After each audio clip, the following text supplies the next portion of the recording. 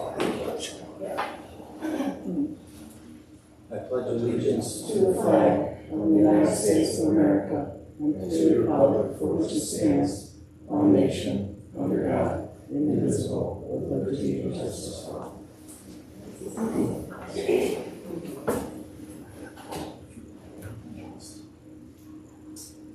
Motion to adopt the agenda. So moved. Second. Discussion, any discussion?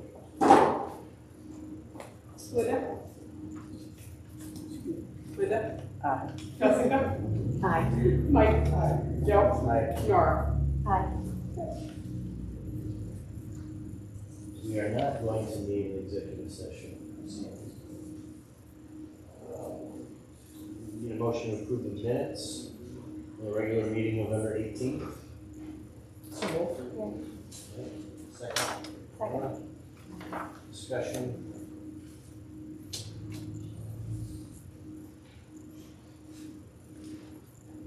Linda? Aye. Jessica? Aye. Mike? Joe? Aye. Nora? Aye. Personnel item, action 4.1. We need to approve 12-9, sorry, Joe. Oh, Yeah. The minutes for 12-9. So, motion for approval of minutes 12.9. So moved. Second. Linda? Aye. Jessica? Mike? Joe? Aye. Nora? Aye. Okay. Now, personnel items 4.1 through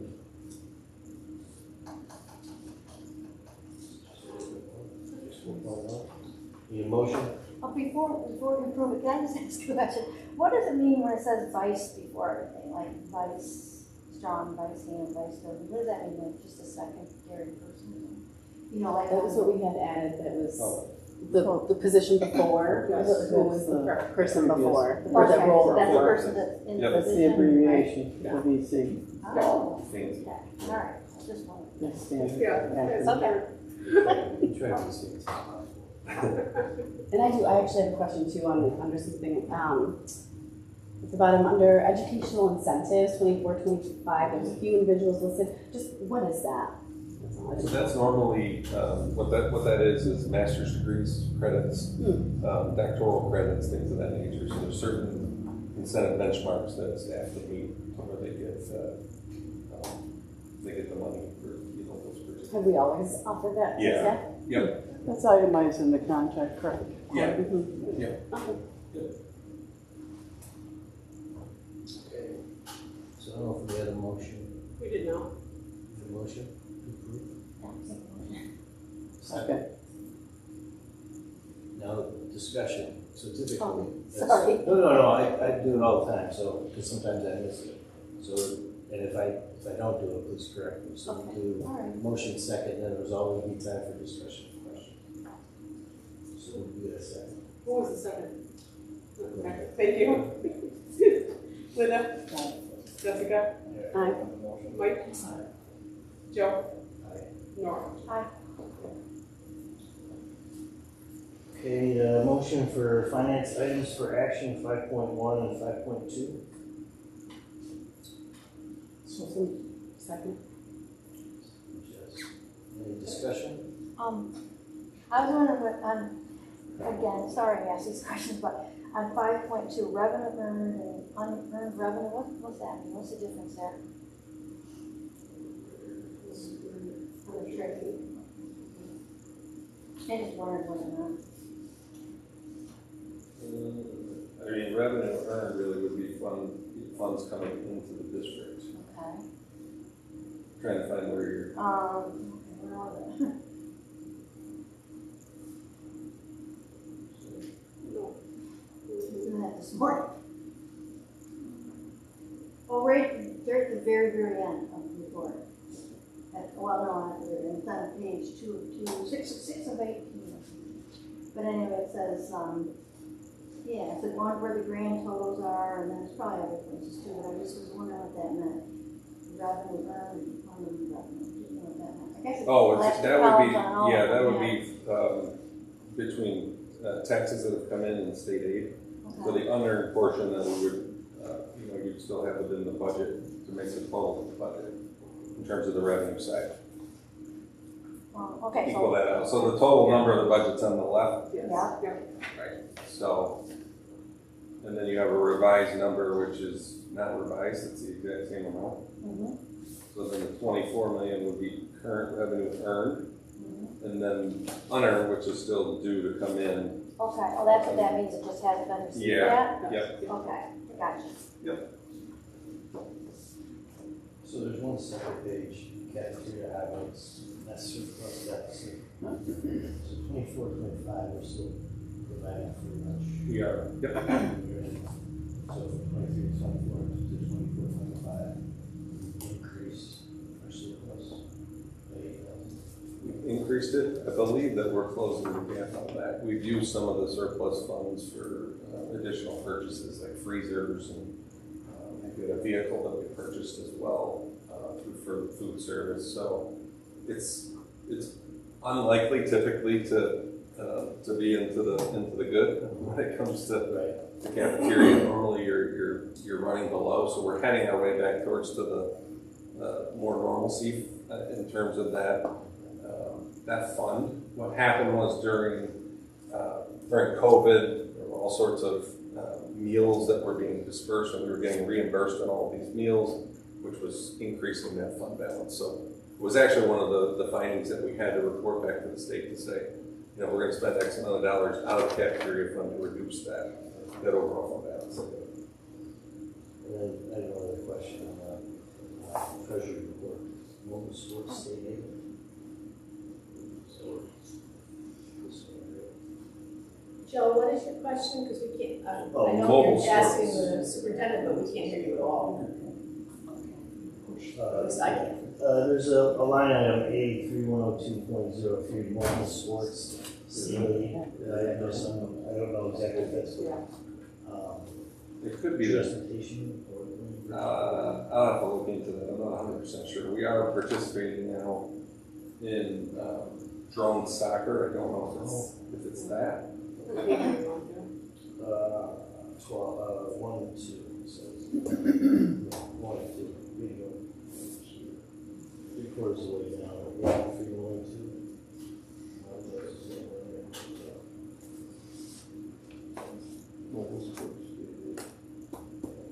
Oh, sorry. That's sports betting state aid. So they're allocating that state aid amount out of the revenue that the state is getting for sports betting. I believe that's what that is. Yeah, because a lot of. That's a new. Right. That's a new line. There used to be a lottery line specifically Okay. where they said all the funds that came in from the lottery actually went to education, but we're still kind of searching for all of that. So it's one way. Okay.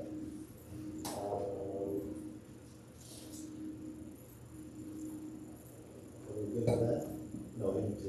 Oh, we have a motion and a second. We just need a vote. Okay. Linda? Aye. Jessica? Aye. Mike? Yes. Joe? Aye. Nora? Aye. Okay, moving on to number 6.1. CPSE, CSE 504 recommendations recommended that the recommendation of the CPSE 504 team are hereby approved. We need a motion. So moved. Second. Second. Any discussion?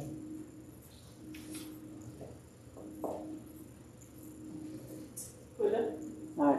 Jessica? Aye. Mike? Joe? Aye. Nora? Aye. Okay, so, President's report, I think we've all looked at the Golden Rule Fund scholarship, and this could be an oversight on my part. I don't recall specifically voting at the beginning of every year, the 2 years I've been on the board, that of how we're going to spend the money and what portion of the funds we're going to use for scholarship. I think it's been interest for the last however many years. But when you read the, it's been brought up by taxpayer takes a lot of interest in this, that, you know, we're running against inflation, that we're running against interest rates to try to make it as efficient as possible to spend the money. And I think it's just kind of been a default that we spend the interest. And maybe that would be our vote. As it says in the Golden Rule Scholarship Fund, it should be formally voted on at the beginning of the year. The board should determine what's spent. And there's some language in here that kind of, just want to share, make sure we're all aware. It kind of caught my eye. Distribution of the Golden Rule may consist of interest payment, interest, principal, or both. The Golden Rule fund at any time is less than $10,000. The Board of Education can dissolve the fund. And I'm not saying that because that's my intent or that I'm suggesting that should be our intent, but it does imply that at some point this may run out. And it also implies that some of the principal in the future could be used for scholarships as opposed to sitting and waiting at accrued interest and only assigning that amount of award for the scholarship. They've been $500 scholarships, which are very nice to have for students, I'm sure, but I think, and I talked with Dr. Green about it as well, is that we need to have a more formalized process at the beginning of every year. There's people who think we should dip into the interest and use that for scholarships. I think we should have that vote at the beginning of the year. And, but I think it should be an option for us to consider because we are chasing inflation. So, I mean, I'd like anyone's feedback or suggestion or thoughts on that You want to look at that around reorg time? in terms of yearly, like using or implementing that reorg. oh, yeah, yeah, You know, as far as for the upcoming that year. way it becomes kind of Yeah. a standard practice. Yeah. It would be the July meeting that we. Yeah. Marcy, what did you say?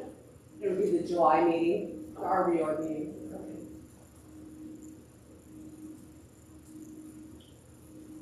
Because I think it has been kind of a default thing we've done without really considering maybe I'm just speaking for myself. It's something to consider. No, it's a good idea.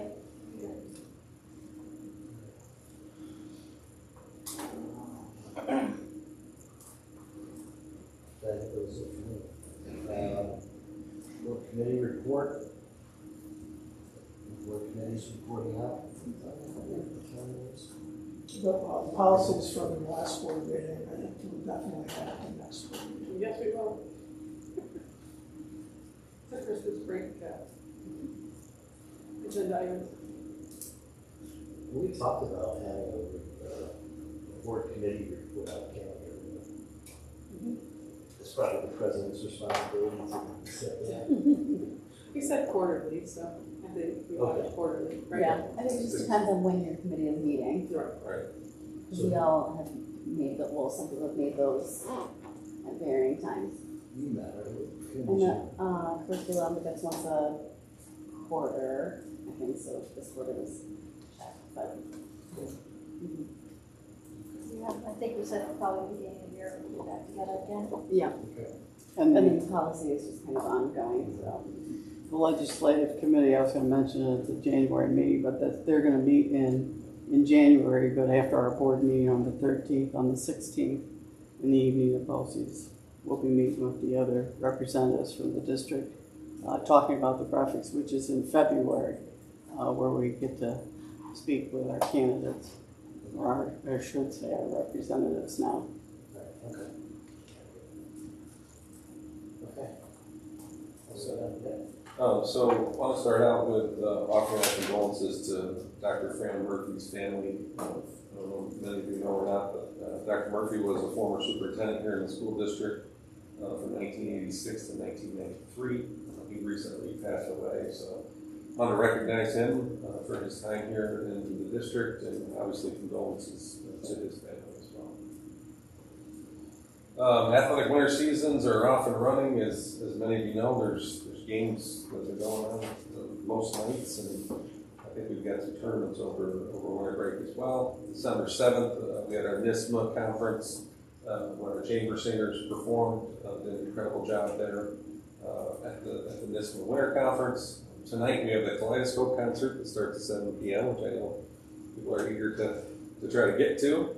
And also, as I had mentioned earlier, but confusion on that item, but we have started to offer drone soccer, and believe it or not, we are ranked 8th in the state right now in drone soccer. So kudos to Mr. Heath and our students.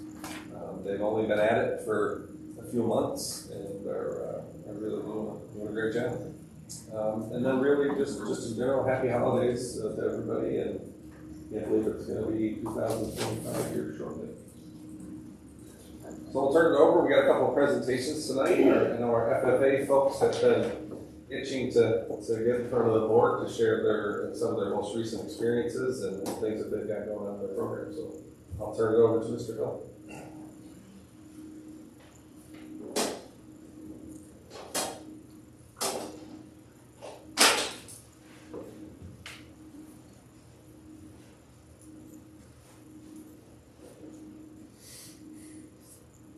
So I'm going to actually let the students start off first tonight, and I'll wrap things up. So. All right. Good evening, everyone. We'll start out with some introductions. I'm Mason Hill. I'm our chapter president.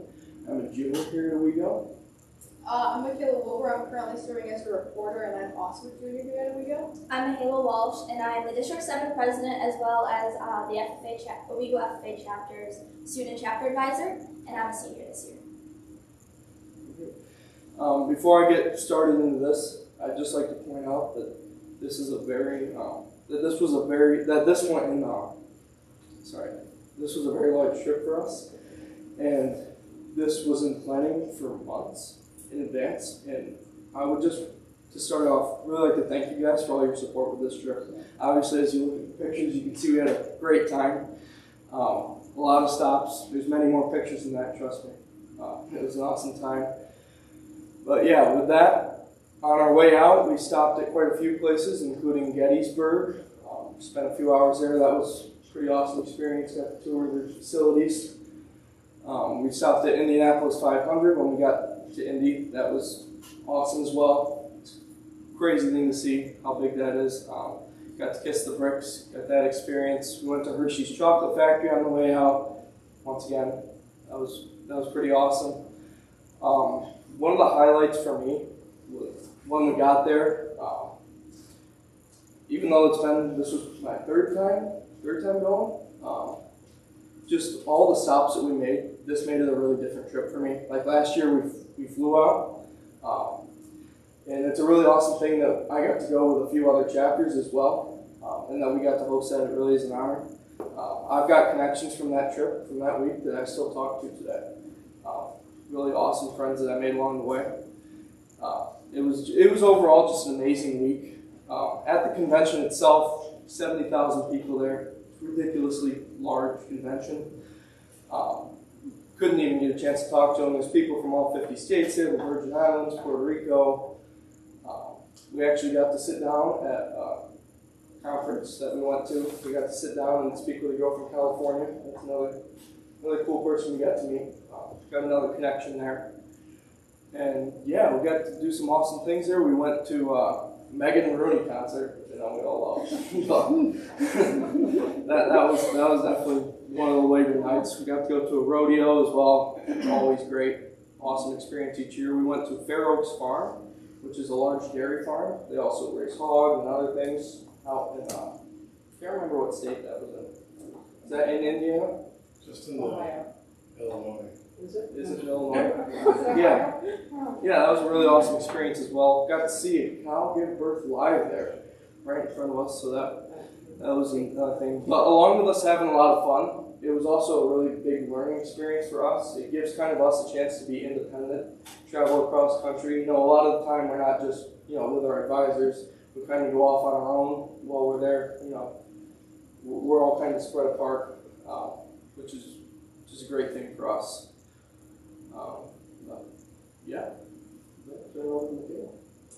So last month, Mason, Mahela, and I we got accepted to attend the New York Youth Agriculture Leadership Conference held in Albany, and it was hosted by the governor, Kathy Hochul. And so in order to get accepted into this conference, we all had to fill out this application that explains why we wanted to go to the conference, how it would better our leadership. and our kind of like background in agriculture and how we're involved in agriculture. And this conference was open to all youth agriculture organizations, so 4-H, Manners, and FFA. And then while we were in Albany, so we were able to like socialize with all the youth that were there that were involved in agriculture, and it was super cool because you got to hear everyone's perspectives of how they're involved in ag. And we also attended leadership workshops, which we went through kind of like the process of how the government goes, and we used that process in order to solve a problem that we were given, which is like a current issue in agriculture. We had to solve the problem, and with like the team that we had, and the team was like random people from all over the state, and we solved the problem, which used kind of like focus on problem solving skills and like leadership skills and teamwork based. So that kind of helped us as leaders, I'd say.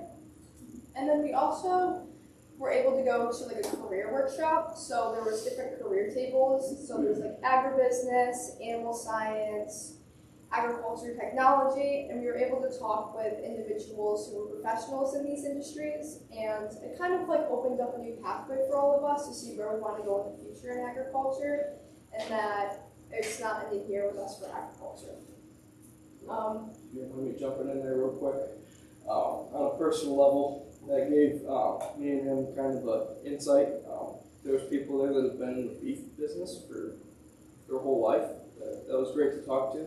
I also got some connections with some colleges there, which was amazing. Got to speak with the director of admissions at Cornell. She gave me kind of some insight on, what to apply for, and how to get in, and different scholarships that are available, which was really one of the biggest things that I took away from there. That was an awesome experience to be able to do that. We also met with government officials such as Ag Markets Commissioner Richard Ball, Liam Brody, who was a past National FFA officer, which was cool to like hear him speak because he has like a lot of insight on how agriculture works, since he was a national officer and he toured like the whole country and seen agriculture everywhere. And we also got to hear Chancellor John King speak as well, and it was cool to see his insight in agriculture. So we got agriculture perspectives from about everyone in the government, but fortunately the governor was unable to make it, so we didn't get to hear from her, unfortunately. Who was one of those people on the panel that you all had a connection to? I can't remember his name, but he was from Owego, and Jason Harmon. yes. Yeah, I don't know if you can see him on in the last seat there on the left, but it was pretty cool to see we had an Owego alumni as part of the panel. Definitely something is being someone who I enjoy public speaking a lot, and hearing Liam Brody speak, and all he went up, so he gave probably a 15-20 minute speech, and all he had with him was he wrote on a piece of paper the year that a baseball team won World Series, and he gave an entire speech about his life and how related it all back to that. Yeah, definitely one of the top speeches I've ever heard. Yes, it went it was on the for a best minute, speech. but yeah. It was It was good. It was really good. You don't mind going to the next slide? Can we come back to that? We kind of got out of order. Which one? No, go to the last slide and then we'll go back to that. This? Yeah. Okay. So although I am involved in FFA here at Owego, I am also this year I ran to be the district president for our district, which is District 7. So FFA in New York State is broken into 10 districts. So there's 10 district officers as well as 6 line officers for the state. So I was selected by delegates within our district to be our district president this year.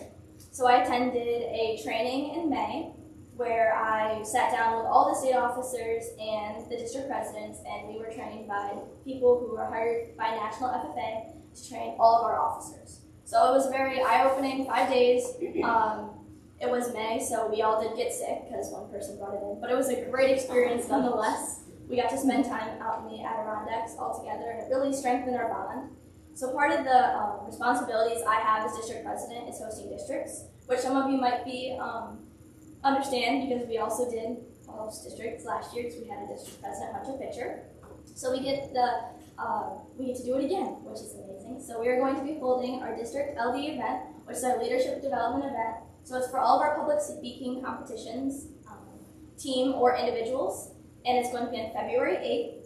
Judges, we're looking for judges. If anyone is interested or knows of family members, friends, anyone, the experience is welcome. If you have someone who maybe their job was giving interviews and interviewing people for positions, that'd be great, but no experience is necessary.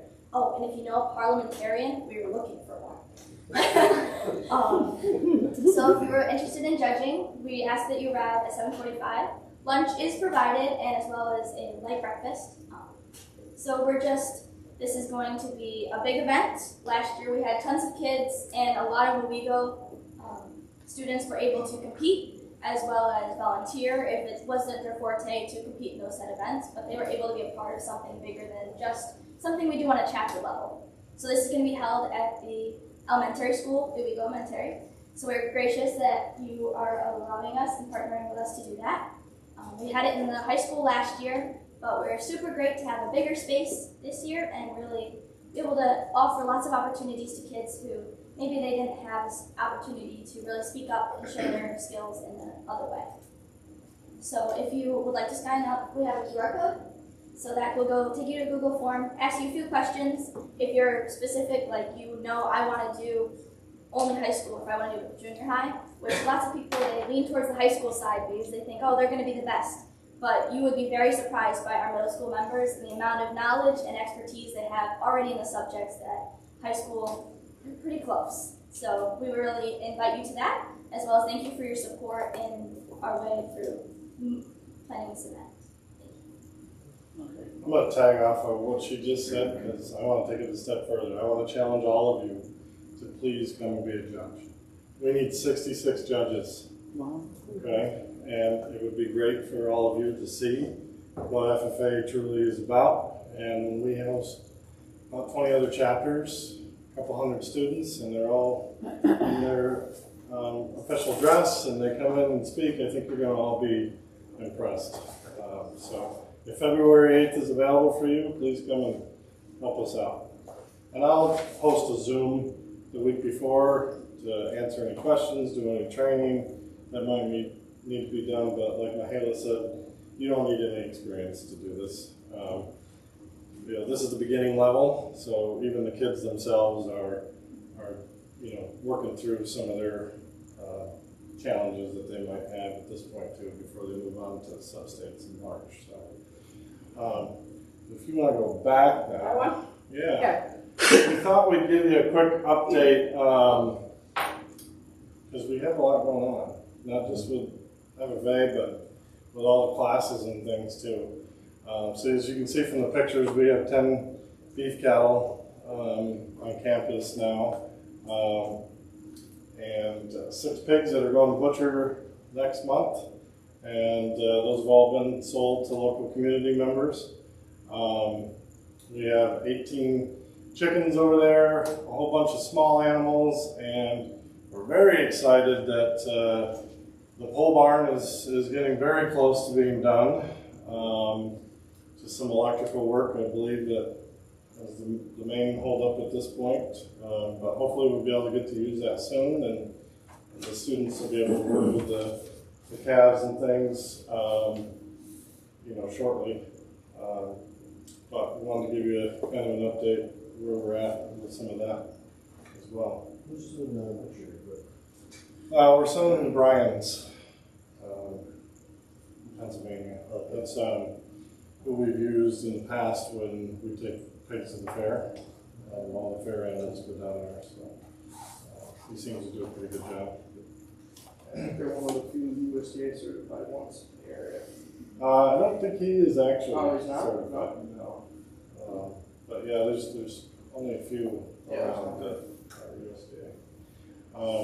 Were the people that you sold them to, do you just know, all them know, or? Some They know about some of them, yes. Some of them, it was because our students have been putting out social media posts and hanging flyers up around different businesses in the community. You can go to any business around here and you'll find a flyer or something. Yeah. So they've done quite a bit of marketing as well. And we actually started selling eggs this year too. So we've got about 10 staff and faculty that are purchasing eggs. We could sell more if we had more. I've had to turn people away because we just aren't producing enough eggs. So I think the community is wants to be engaged with this, and we get people stopping and asking us questions while we're out building fence. You know, what's going on here? You know, are we still going to be able to access the creek down here to go fishing and that kind of stuff? So, you know, it gets a lot of attention. Is it true that eggs don't have to be refrigerated if you don't take them for? Correct. Yeah, they'll last about 3 weeks. When they're laid, they have like a waxy covering on them, so you don't have to refrigerate them. But as soon as you wash them, you kind of wash some of that off, so you need to refrigerate them at that point. And they will last longer in the fridge too. Yeah. You do want to wash them after they're laid, if you're going to have them. Yeah. Before you eat.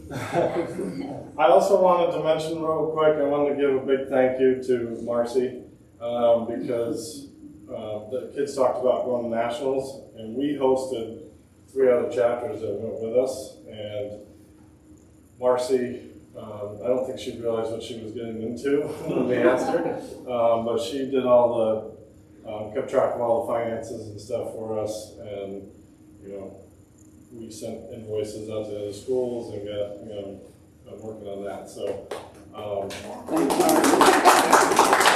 Last year, because they've had great concerts out there. So now I'm going to be a chaperone. I've done it 2 years in a row. Like, I'm going to travel with them next time. yeah. It's an amazing experience.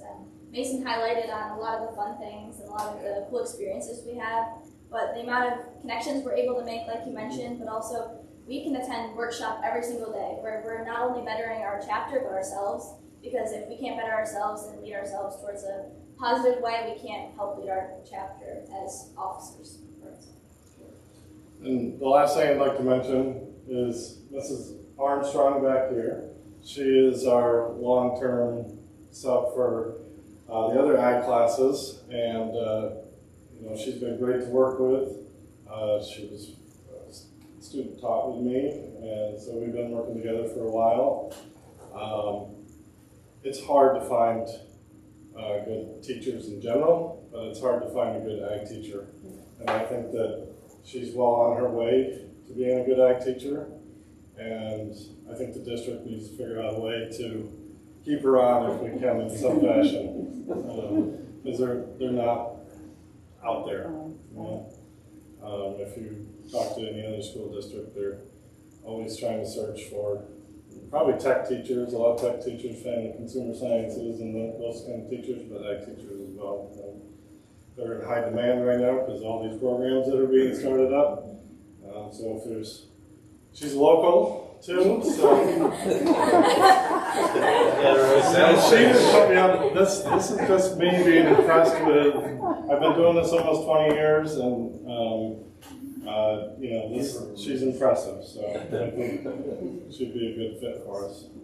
But thank you. Does any more questions? Well, I'd like to say you're very impressive. You look very professional up there. Thank you. We wanted to, just from all of us in our chapter, we want to thank you for all the support you give to us. We meet with many different kids from many different chapters, and they don't have nearly as much support as you guys are to our programs as well as ourselves. So we really thank you all, and it's a very heartfelt thank you. Because on behalf of everybody. we wouldn't be able to get up here in front of you and speak, much less be friends or have this opportunity to have all these great ways where we've met government officials without your support and your help. So thank you very much.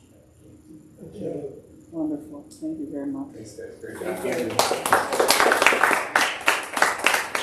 So just a quick reminder, you saw that picture of the agriculture building. That was part of the SAM grant that we received, actually, when Senator Akshar was senator and now the sheriff. And it's finally come to fruition. So a large portion of funding for that building came from that grant to be associated to an ag program. So we're thrilled to have it and looking forward to getting it to good use. Well, So next presentation, we have Mrs. Casterline, who is going to give us a Q1 data update. Just what you wanted. That's what you came for. Great So job. you guys Yeah, can thank you, jump in. guys. All right, so wanted to present all of you guys and just kind of give you this like where we are at Q1. One of the goals that I wanted to do is each quarter be able to share with you some, in the moment data, and so that we can start to track student growth and be able to show you that throughout the year versus waiting for Regents data at the end of the school year when it's over and those kids are moved on to next grade. So that was really my goal, is to share updates, also curricular instruction updates with you all, and to share some of the data that we are collecting and that we are trying to track.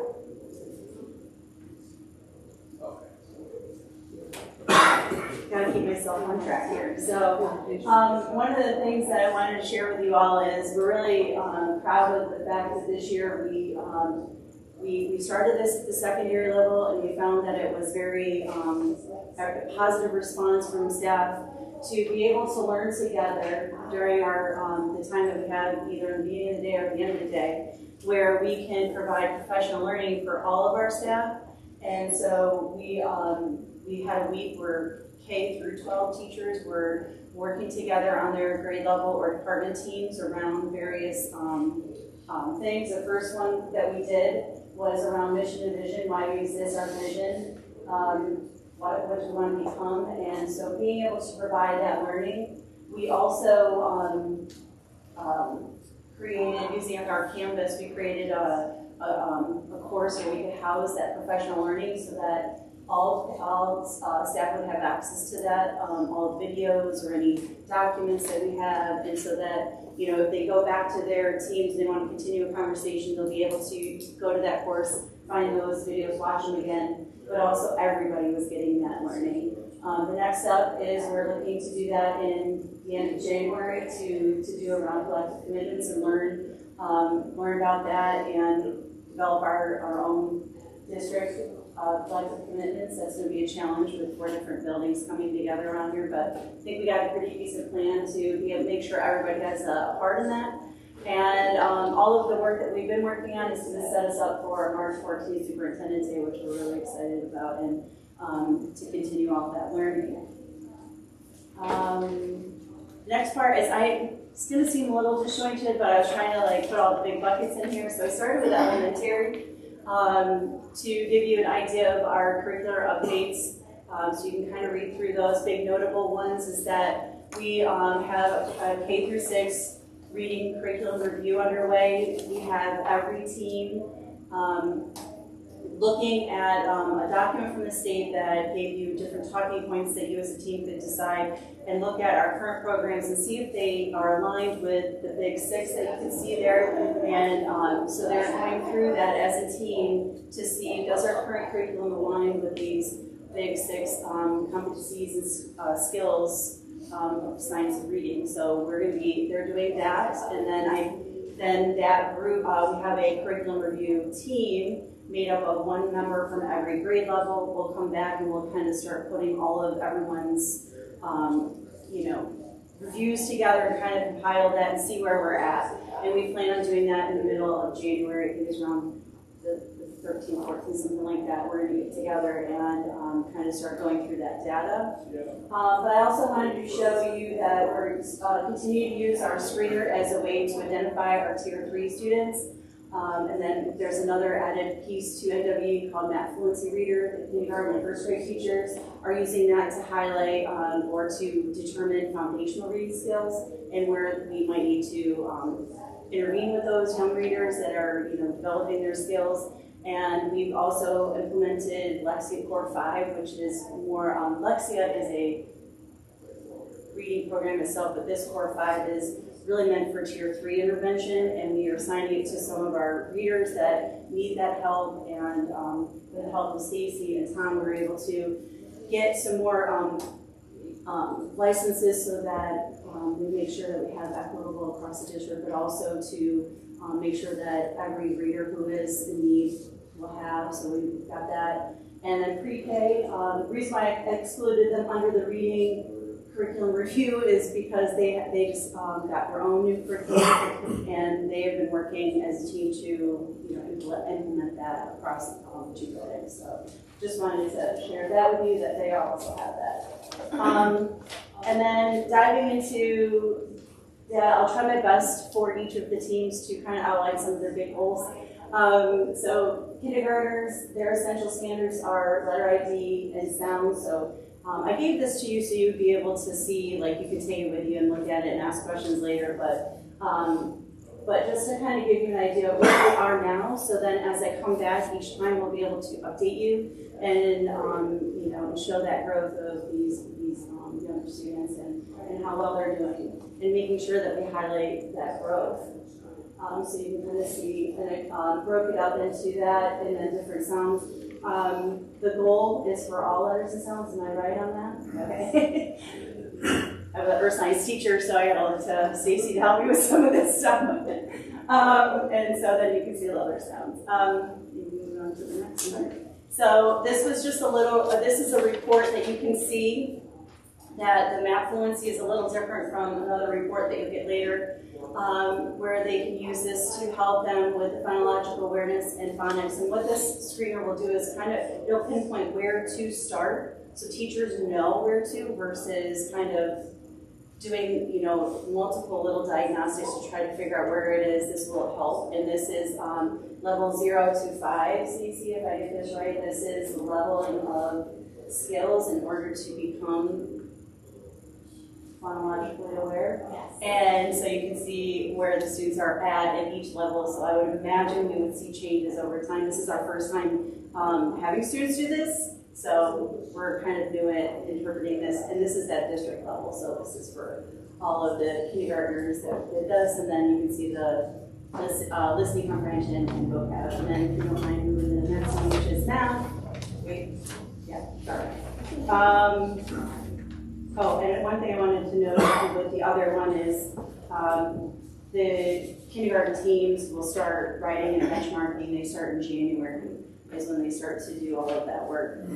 So we'll be able to share some of that out.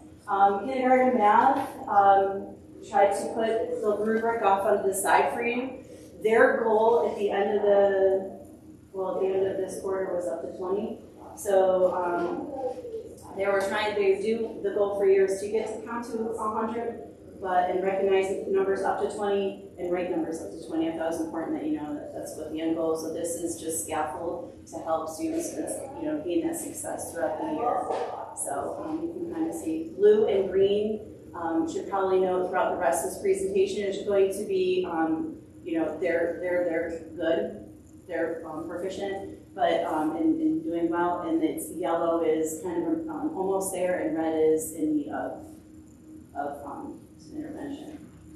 So you can kind of see that as we go through. And then you can just kind of glance through. I tried to group reading and math together, so it's, so you can kind of see that.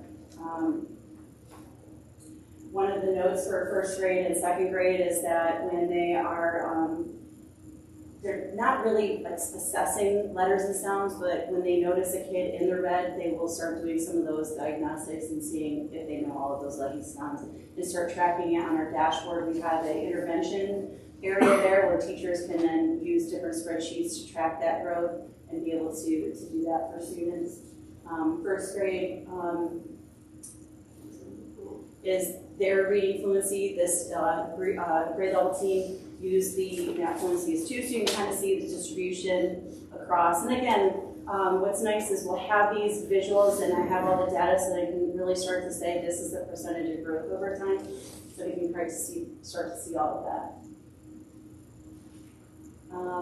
Again, math, second grade, and you can kind of see if you want to move through those,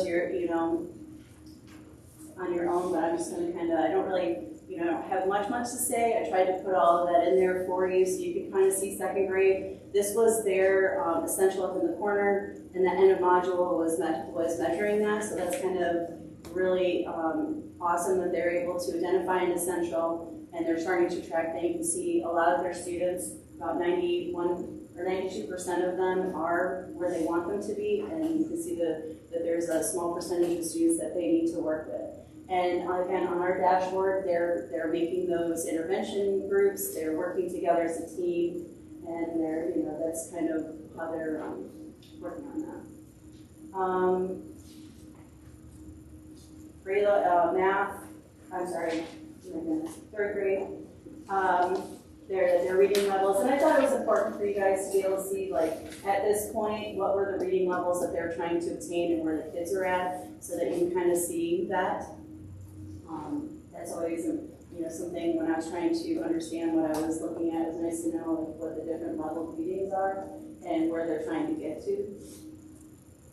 And then 4th grade, again, this was their benchmark reading, and I noticed that with 3rd, 4th, and 5th, they did their benchmarks right out of the gate starting the school year, whereas some of the younger grade levels were waiting until November. So you'll see the 5 weeks, so then at the next one you should be able to see like that growth as well. So I just wanted you to be aware of when that was happening. It was happening like in September into early October, and some people were just finishing that. I tried to make note of that so you could kind of see that. And then same with 5th grade. There you can look at those, and again, where everybody is at. Secondary is the next part, and so I wanted to kind of highlight some of the things that we're doing. So the last 2.5 years, really been focusing in the elementary, trying to understand and learn, being an earth science teacher here at secondary level. Had things to learn, so I spent a lot of time doing that and working with principals and teacher teams trying to understand that. With secondary, so I'm kind of moving up to the middle school, where this year my focus is to kind of dive into the middle school and really look at what is our curriculum in alignment 6 through 8. Especially in math, my 2 areas right now are going to be math and science. I'm just diving in. Pulling different data, but also meeting with different teacher leaders to kind of see how we want to set this up and how we want to move forward with it. So working math first, and then we'll move into science. But you can see at the top, we're working in Canvas. Teachers have been implementing, and they're working towards tracking student learning by putting in we call them essentials, but in math and Canvas they're called outcomes, so trying to match those words up for people. And they're able to use a Mastery gradebook, learning gradebook, to be able to see how their students are doing and progressing with that. One of the things that, one of my big, huge goals is to be able to really shift from, are we just tracking tasks, or are we tracking actual learning? What our standards are, and this is how our students are doing towards those. And the way to do it is use a learning management system like Canvas that power that, so that we can do, secondary teachers have like 110 kids, and how do you do that without spending oodles and oodles of time? And that's the power of these learning management systems. They're able to do that for us. But we're in learning mode, so we're trying to work through all of that and make sure that we get to that point where we can talk about our students and learning. And one of the things that I wrote, I think, on the next page is that sometimes we don't always highlight the good things that students, like the things that they know, that they're good at, that they're proficient at. And this is just an area of growth. It'll be really nice to be able to do that and celebrate where kids are, individual kids, how they're doing, and also where they might need growth. And then high school, they're really working together to determine, what is going to be our responses, getting all of those pieces together, meeting with different teams and trying to put better picture together. And I know Phil will probably be sharing all of that when he does his building spotlight, so they'll be able to share more on that. But that's really what's happening in this area for secondary. And then I just wanted to share with you just what we are trying to do, what we've been doing for a while is we have quarterly assessments where teacher teams come together and create a common assessment around some of the learning areas that they're, want to make sure that their students are doing well in. because we don't want to wait till the end of the Regents exam and to decide how our kids were doing when it's a little too late. So these are meant to be little quick checks along the way, and are they where we want them to be? Are they meeting, exceeding, or need help with some of these learning standards that we are working towards for our Regents exam? So I'm just trying to share some of the quarterly assessment data, overall proficiency via our percentages. And so we just had our first round in November, and it was appropriate time to share out. And then you have, each of the building leaders, they create schedules, grade levels know when they're going. I'm sorry, not grade levels, departments know when they're going to have their day of testing, so they'll be able to assess our students on that. So, and then the next few are just those percentages, so you can kind of move through any of those. Let's see. Everyone has it in front of them. I just wanted to be able to share. So then when I come back after the next round of quarterlies, hopefully again, be able to share that growth with you. And then the last one is really just, I didn't put Regents in there because I know Phil will be diving into that as well and he shares that out. But I did spend some time looking into 3 through 8 because middle school was my area of focus that I wanted to kind of dive into that part. So I thought I'd share some of that part with you. This is just over 3 years, the average of 3 through 8 scores in each of those years. And ELA and then math is on the next one for you.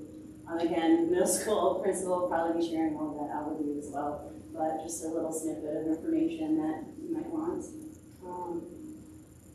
I did want to note with those two things, I think it's important to note that over the last few years, every core subject area has had new standards they have had to implement and new tests that are being implemented as well. And I think this year, Earth Science and Living Environment are up for new exam. Science for 5th and 8th, where last year we had math and ELA, I think the year before. So, a lot of stuff going on with teachers across the district with getting these new standards, trying to interpret them, making sure are we still in alignment and preparing our students for this new assessment and what does that look like and and all that. So that's been happening over those time periods as well. Just want to make sure I noted that. And then I think before people were asking about our screener, I just kind of wanted to share some of the district data that we can look at as leaders to kind of determine, is some of the decisions we're making have impact, finding areas of celebration and success. You can do all of that with our screener, but K through 8 are starting. This is our second year. I think that's important to know. We didn't have a screener before, and we're in the second year of implementing, and so there's a lot to learn. It's pretty robust in trying to understand what you are looking at, and the teams are working really hard at that. The teachers can get some really interesting student profile ideas.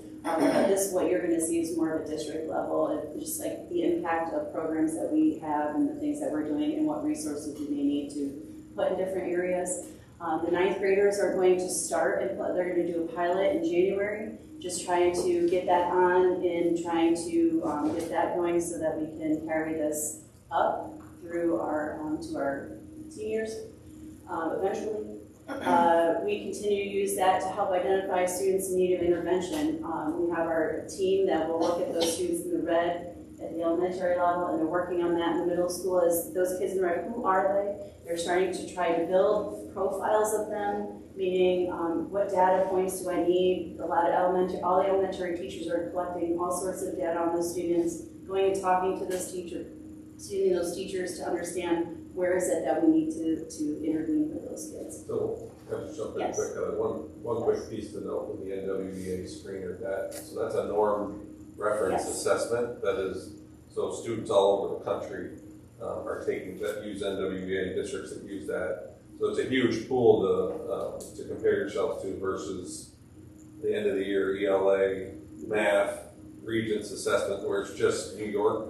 So we get a general sense. And the other piece of this too, is that it's based on growth, right? We're trying to look at growth along the way, whereas a lot of times those end of the year assessments are snapshots and quickly become autopsy data if not used appropriately. But this gives us some nice tracking, and now that it's in place, we'll be able to track a kindergartner all the way through to see what their particular growth has been, and knowing that we have kids that are learning at different paces, throughout the district.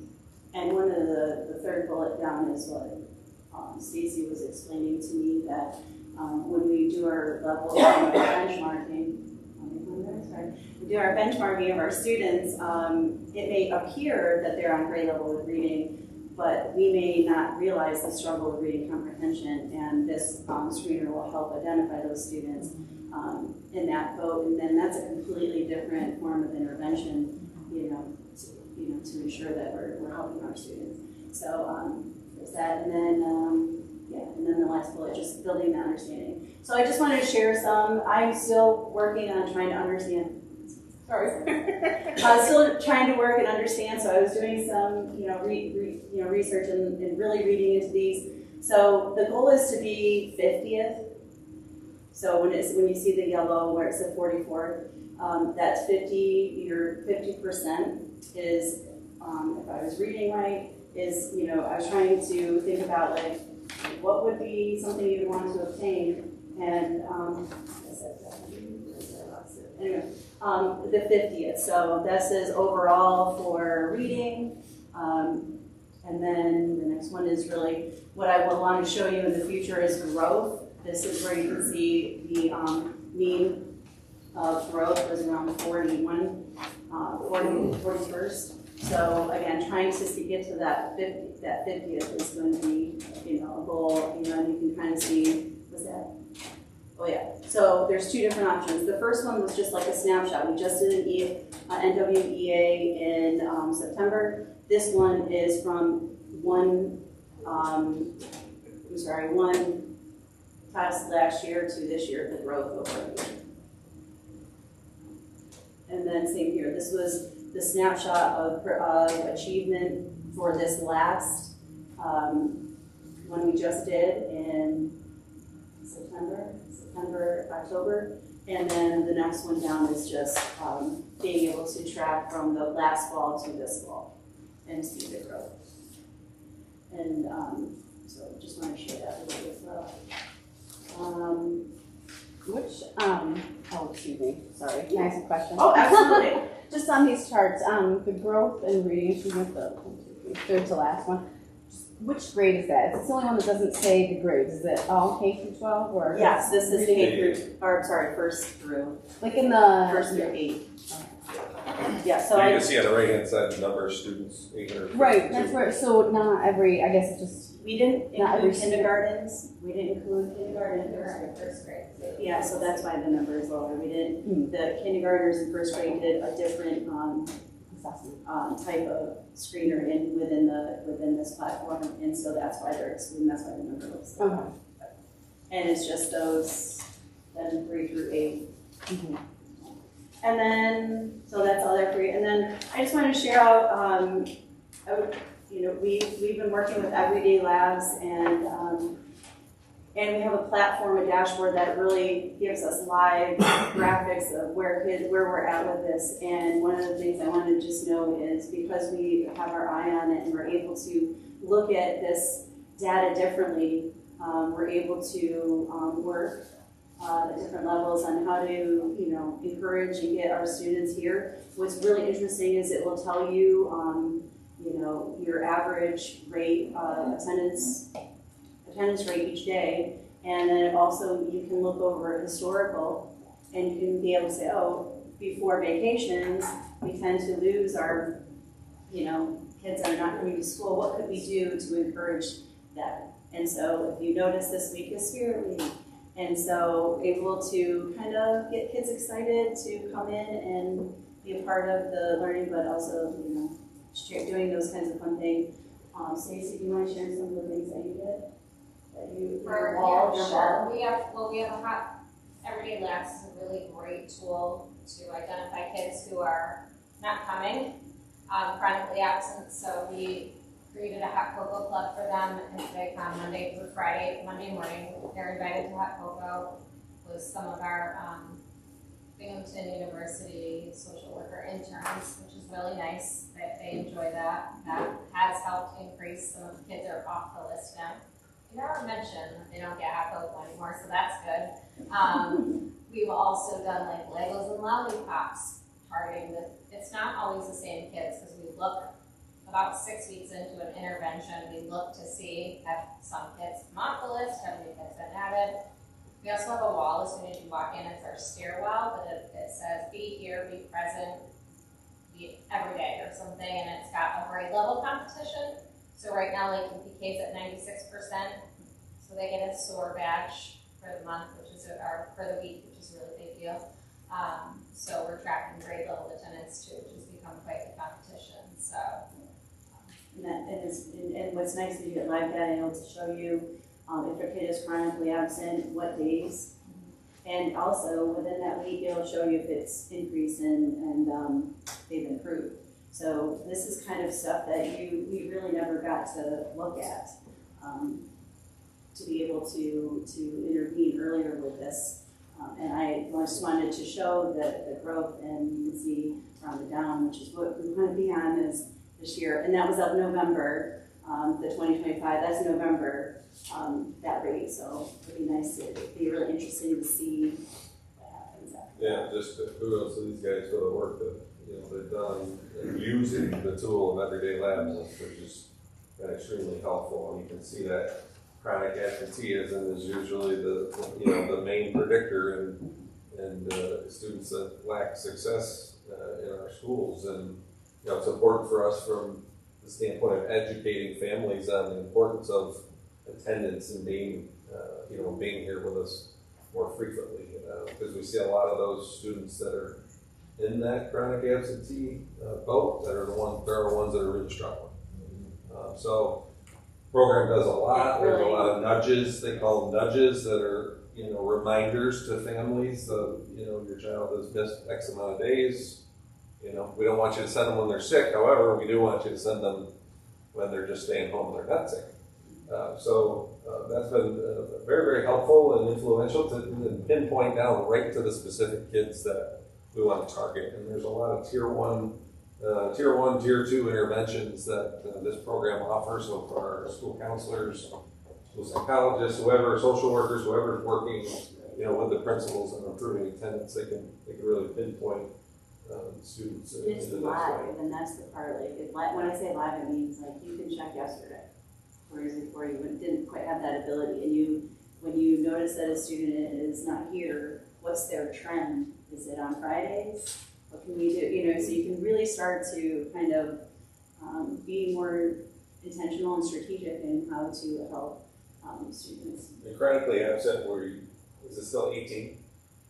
No, it's 8. 8. Yeah, we have a very small number now compared to what we did last year. I think last year at one point we had 23. They're saying if you're absent more than 2 days a month, you're chronically absent. I wonder if you could compile some data that would, you do historical data, obviously not using names, but you could do some historical data where you could represent it easily to understand for parents.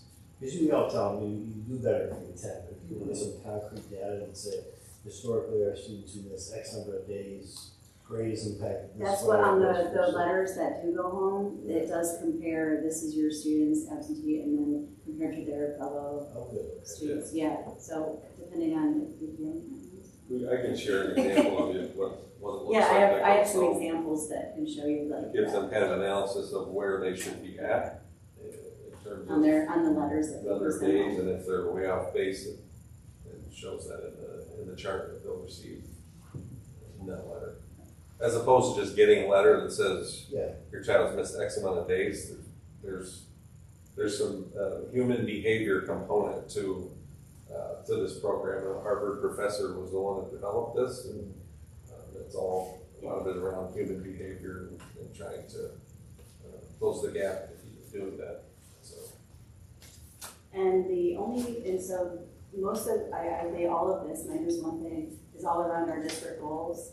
And And so all of this stuff that you have in front of you is tied to those. The only one that I didn't include in there is the graduation rate. Mainly because that's kind of like a snapshot at the end. I believe, and I think we all believe, that the work that we're doing within the school year, trying to, intervene in different ways, whether it's attendance or, behaviors or academics, all of that will help improve those rates over time. So I didn't really include that here, but I believe all the work that we're doing is going to help all of our students get to that benchmark. So I think one of the important things to note too, in terms of, we've been a professional learning community now for just about 9 years, 8 plus at least, where we've been really focused on, implementation of professional learning communities. And really it's about learning, it's about collaboration and results. So, are we being really clear on what our essential standards or essential learning targets are for students? Obviously some curriculum has changed a little bit, so there's updates that are happening. You got the science of reading piece that's kind of coming into play now, so we're really evaluating everything. I mean, the goal around a professional learning community is just to be in continuous improvement. Right? We're trying to get better from day 1 to day 30 and day 30 to day 60, and we're just kind of each and every day trying to get better at what we do. So there's a lot of curriculum work, I think, that needs to take place with some of the next gen standards and things of that nature. And then obviously we've got the changes coming with the blue ribbon and what curricular changes there might occur as well. So Heather's going to be really busy. But this is an example of really what it should look like in terms of the data that you as a board that you see. And, as opposed to, we can show you the end of the year data, the state assessments, but this gives you the picture along the way of just how much work our staff are doing and how honed in they are on student data. And Heather and Stacy built a data dashboard that houses every student's data in our elementary schools, which is extremely impressive. And I think they did it in a couple of months, one summer. We hadn't had that in the past, so that's been a huge help in terms of one of my goals was to staff be being able to not ask every teacher for information, and I was able to provide all of that data from their tracking. I didn't have to interfere with their day, take time out of their day to provide me anything. We were able to create those visuals for you just by their tracking and knowing what their goals are and what they're working towards. And so, so we're able to share. So it's really nice to be able to do that and not have to say, can you please take time to just let them do what they need to do.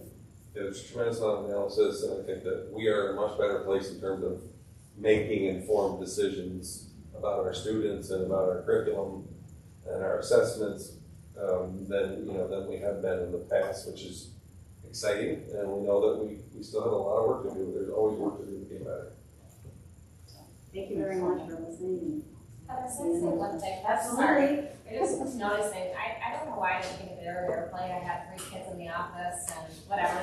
I was looking at the state data, and one thing I just thought was important to know was this is the first year, grades 3, 4, and 5, that's completely computer-based testing. So that is a huge learning curve for our 3rd graders who they typed before, and they still type like this. But they're writing essays on there for the ELA test. So it was our first year, grades 3, 4, and 5, taking a computer-based test for both ELA and math.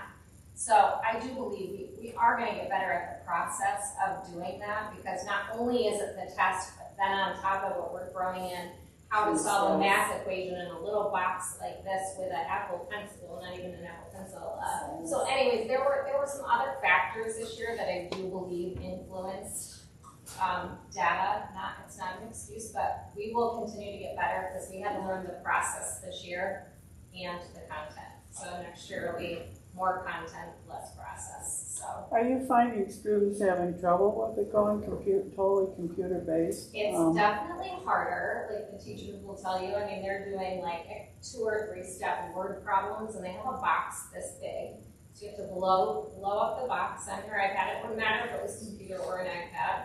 You have to blow up the box on the iPad, solve it, and then if you don't teach them, you really need to teach in this system, because if you only teach them on paper and pencil all year, and then you're putting them on a computer, it's just way harder. So it was a lot to work through. was really important that they had the tools ahead of time, which they did. So the to work. teachers are actually instructing them how to take the computer-based Yes, testing. yeah, is what it you're was saying. definitely both this Wonderful. year. And the NWEA assessments that we use, that mirrors that process, so Yes. we get that throughout the year as well. So it's not just, oh, it's here at the end of the year. Same company, so We've it's never the taken same.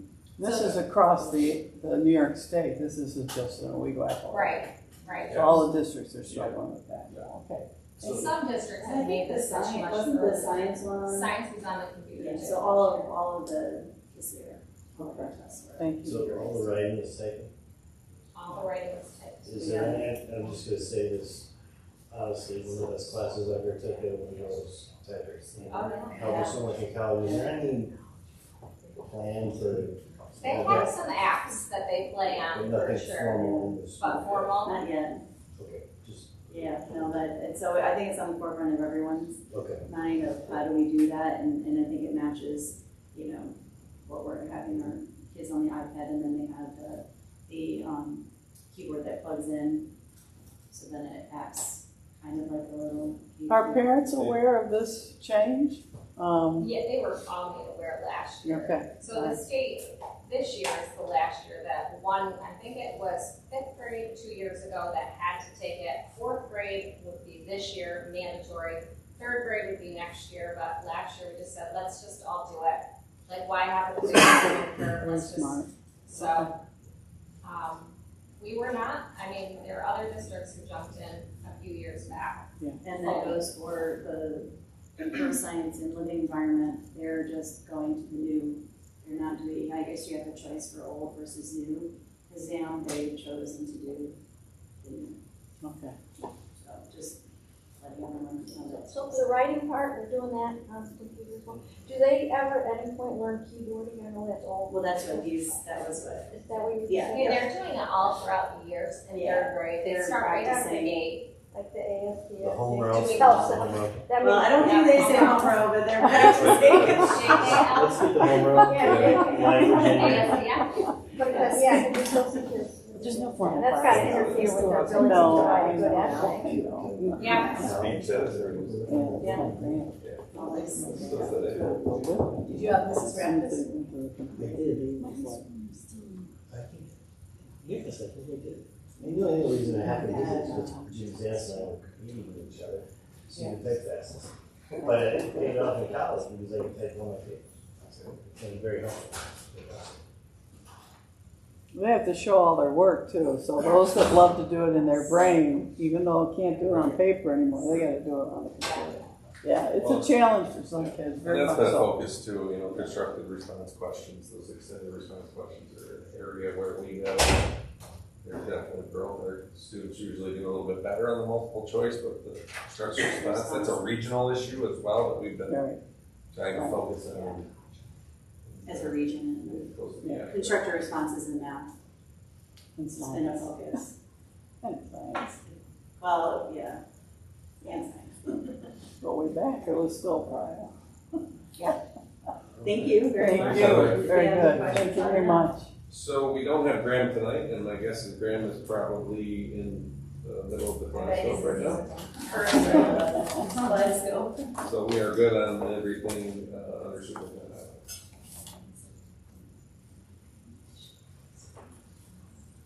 Okay, new business, 10.1, 10.2, need a motion?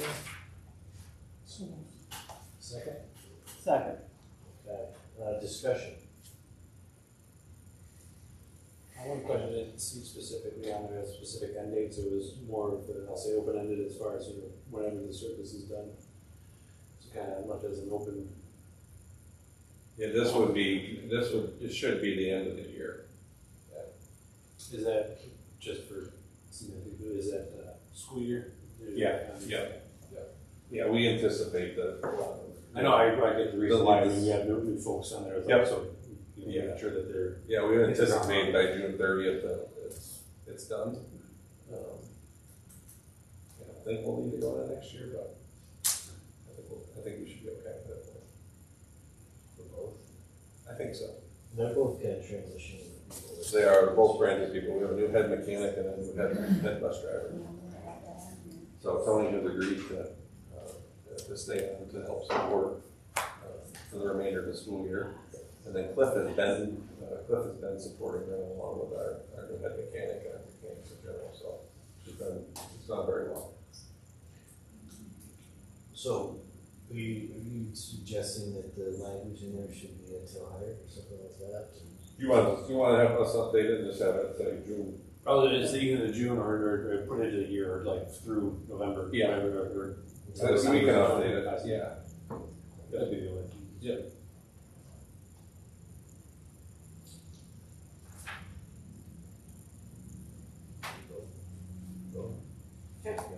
Randy, no. Linda? Aye. Jessica? Aye. Mike? Joe? Aye. Nora? John? Okay, item 11, public comment. We have, hey, As regards scholarships, good to hear about that today. I suggest the board make their number one policy premise maximizing the benefit to the children. Something to think about. Nobody has as much money per student as we do in the state of New York. Suggest, take that money, divide it by the 13 K through 12 grades, allocate it to each grade, have that money invested properly going forward so to maximize the benefit for them. Get a professional financial advisor to help you build that plan. When I send you strongly worded letters, I have done homework before I send it to you. And if anyone wants me to walk through anything I put in a letter to you, I'll be happy to do that. Will the comptroller be issuing any report on the school district this year or next? We haven't had any contact. Comptroller has not contacted you? no. Okay. Is that usual? Well, Does that usually happen? It depends. You could have spot audits on just about anything. I think our last audit was Pardon me, I don't mean to interrupt, I have 36 Oh, seconds. sorry, that was my fault. In light of our demographics, what should our academic performance, academic achievements be? I mean, I see all this stuff, it's relative to the school, but in the greater format, again, we have high education level, low poverty rate, good family stability. You know, I hear, what we don't have, but what we have a lot more good and advantageous than otherwise. So what should our achievement standards be?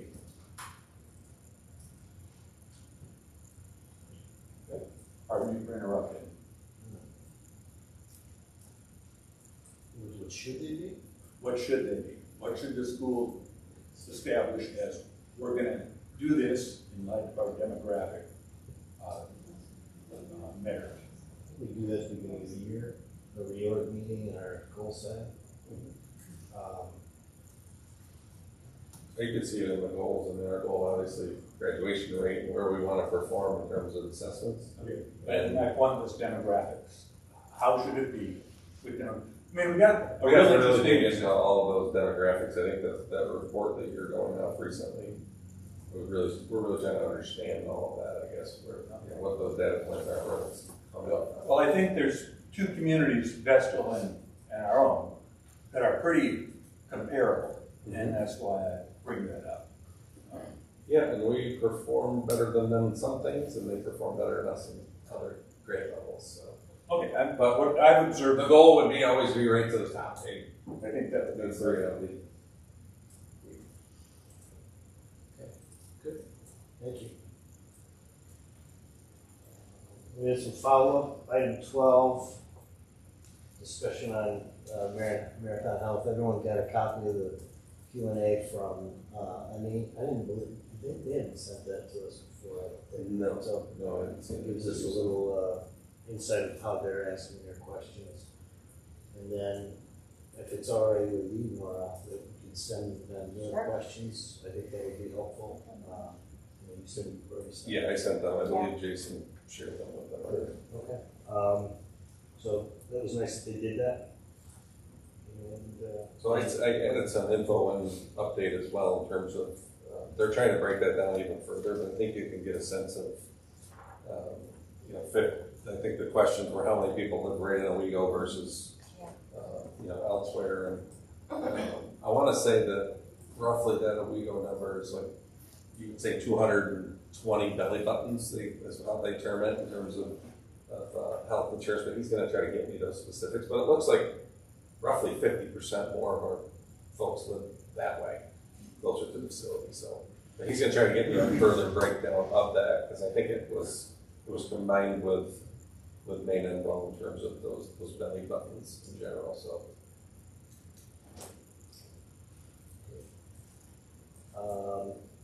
I'm going to skip to 12.3, so the construction management, RFP wants to go back out, and what did we say for a timeline? January 3rd. January 3rd, Yep. We'll be back looking at that. And the legal, I appreciate the legal RFP. We're going to send the legal RFP back out again, so I think we've got a little more time on that. Since we're kind of already committed, I think, in terms of the firm right now for the year, but we do have, I think we have a little bit more time on that, but we only received 2, and it didn't really get out to, didn't even go to our current firm as well, so we asked them to reissue it, put it in the paper, it's similar to what we had. So is that something that we can just let them know, because there's going to be RFP as well, just let them know that, or is it our responsibility, if we don't want to follow what their protocol is, if we want to cast a broader net, if we put it in the paper, is that what They'll put it in the paper, So yeah. you just need to tell them. Yeah, we told them from now on, we want it in the paper.